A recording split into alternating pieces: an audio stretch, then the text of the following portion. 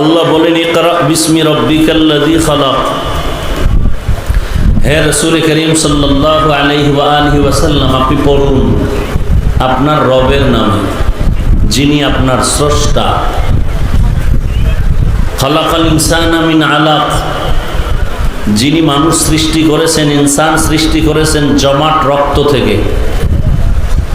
ইকরা ওয়া রাব্বুকাল আকরাম, পড়ুন এবং আপনার রবের সম্মান প্রশংসার বর্ণনা করুন। আল্লাযী আল্লামা বিল কলম, যিনি জ্ঞান দান করেছেন কলমের দ্বারা।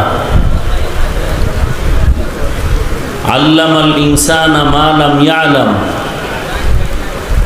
মানুষকে এমন জ্ঞান শিক্ষা দিয়েছেন আমার আল্লাহ যে জ্ঞান সম্পর্কে মানুষ ছিল অজ্ঞ বা অনবহিতদের অন্তর্ভুক্ত। নবীজি বলেন খায়রুকুম মান তাআল্লামাল কুরআন ওয়া আল্লামা, পৃথিবীতে ওই ব্যক্তি শ্রেষ্ঠ যে কোরআন শিখে অন্যকে শিখায়। এক তো কোরআন ধরে ধরে আপনাকে শিখায়, এটাও কোরআন শিখায় এবং শিখানো।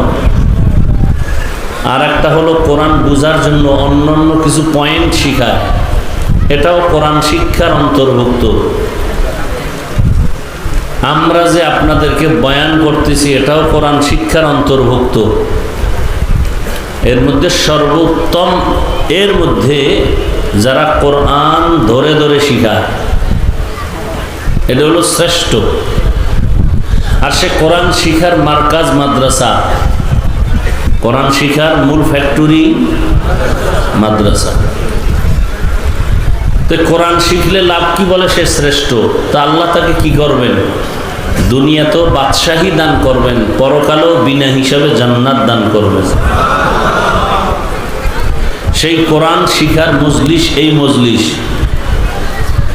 মজলিসটা এখন আল্লাহর রহমতের চাদরে আবৃত।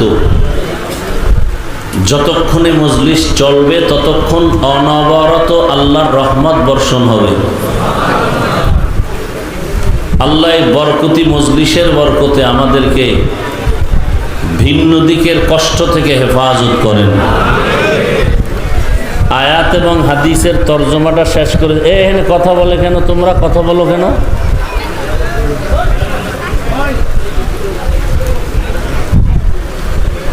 আয়াত ও হাদিসের তর্জমা শেষ এবং সংক্ষেপ 2-4 মিনিট ব্যাখ্যা। মানুষ দুনিয়াতে আল্লাহ সৃষ্টি করার পরে আল্লাহ রাব্বুল আলামিন দুনিয়াতে সাথে সাথে পাঠান নাই। যেমন আদম নবীকে আল্লাহ আগে বানাইছেন, আগে দুনিয়ায় পাঠান নাই, বরং দুনিয়া নামক এই গ্রহটা বানাইয়া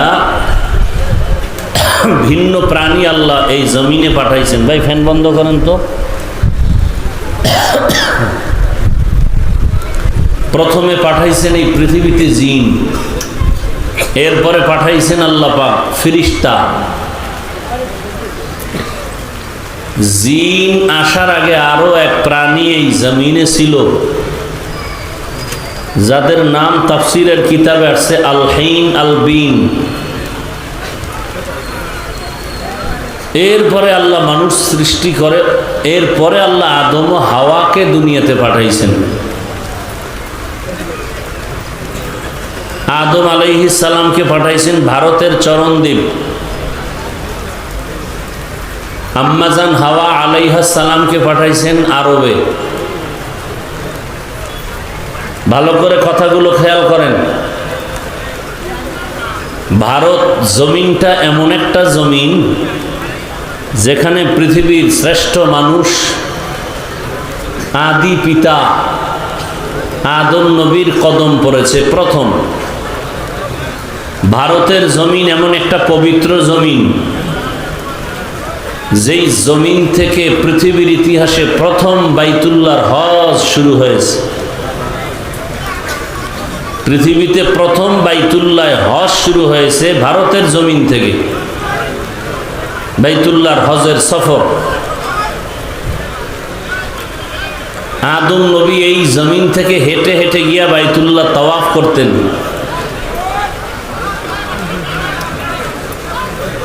ভারতের নাম টোটাল হিন্দুস্তান,